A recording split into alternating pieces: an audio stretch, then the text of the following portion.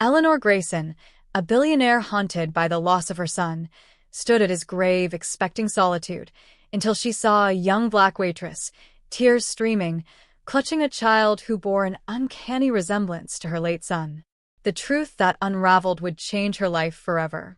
Eleanor Grayson had built an empire from nothing. Born into a working-class family in Chicago, she defied expectations, earning a scholarship to Stanford and founding a tech company that revolutionized data analytics. By 2025, at 62, she was one of the wealthiest women in America, her name synonymous with innovation and power. But wealth couldn't shield her from grief. Her only child, Nathan, died in a car accident 5 years earlier at 27, leaving a void that no amount of success could fill. Eleanor visited his grave every month, a ritual that kept her connected to the son she'd lost. On a crisp October morning in 2025, Eleanor drove to the cemetery in suburban Chicago, her black Mercedes gliding silently through the gates. She carried a bouquet of white lilies, Nathan's favorite, and wore a tailored coat that spoke of her status. The cemetery was quiet, save for the rustle of leaves and distant birdsong. As she approached Nathan's headstone, she noticed a woman kneeling nearby, sobbing softly, a young boy clinging to her side. The woman was black, in her early 30s, dressed in a simple jacket and jeans, her face etched with pain. The boy, no older than 4, had a familiar look, dark curls, sharp cheekbones, and eyes that pierced Eleanor's heart. Eleanor hesitated, unsure whether to intrude. The woman's grief felt personal, raw, and Eleanor knew that kind of pain too well. But something about the boy drew her closer.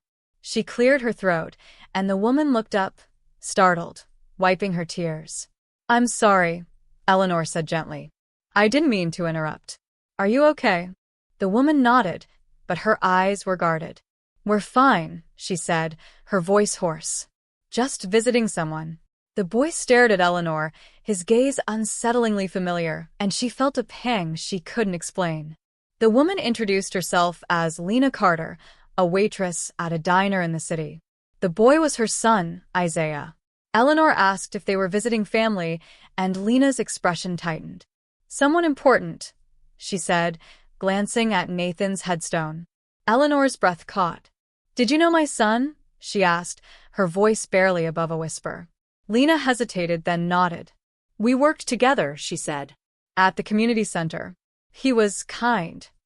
Eleanor's mind raced. Nathan had volunteered at a community center during his college years, mentoring kids and teaching coding classes. She had known he'd stayed in touch with anyone from that time. Eleanor pressed for more, sensing there was something Lena wasn't saying. "How well did you know him?" she asked. Lena's eyes flickered with unease. "We were friends," she said, her tone guarded. "He helped me through some tough times." The boy, Isaiah, tugged at Lena's hand, and she pulled him close, whispering something to calm him. Eleanor noticed the way Lena shielded him, protective yet weary, and her curiosity deepened. She invited Lena for coffee, hoping to learn more. Lena hesitated but agreed, perhaps sensing Eleanor's sincerity. At a nearby cafe, Lena opened up slowly. She'd grown up in a rough part of Chicago, raised by a single mother who worked multiple jobs. Lena had dreams of college, but dropped out when her mother fell ill, taking a job at the diner to pay the bills. She met Nathan at the community center, where he taught her coding basics and encouraged her to keep learning. "He saw something in me," Lena said, her voice soft. "He didn't judge me like others did." Eleanor listened, her heart heavy with memories of Nathan's kindness. But she sensed Lena was holding back, and the boy's resemblance to Nathan gnawed at her. Eleanor asked about Isaiah's father. Lena's face closed off. "He's not in our lives," she said curtly. Eleanor didn't push, but the question lingered.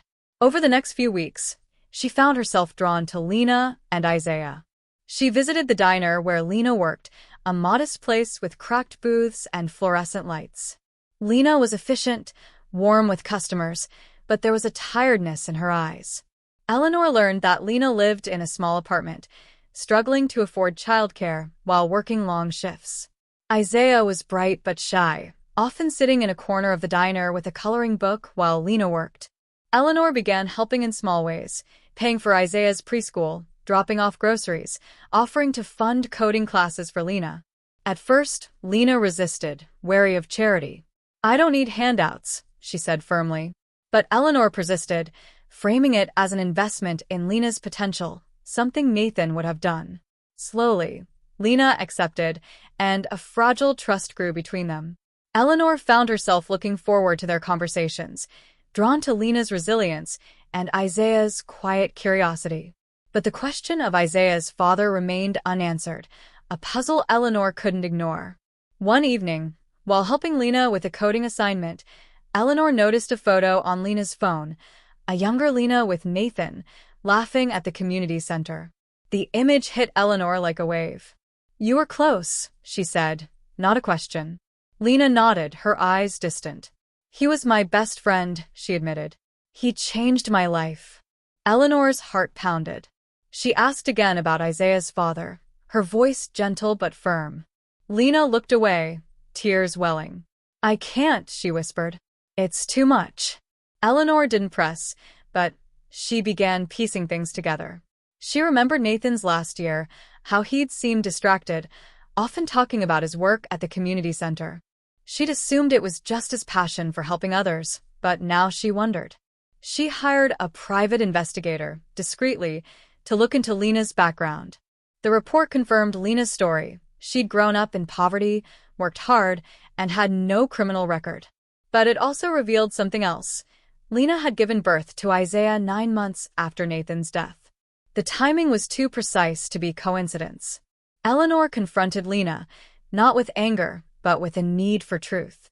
They met at Lena's apartment, a cramped but tidy space filled with Isaiah's toys. "Is Isaiah Nathan's son?"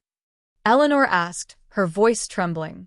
Lena's face crumpled, and she nodded, tears falling. "I didn't know how to tell you," she said.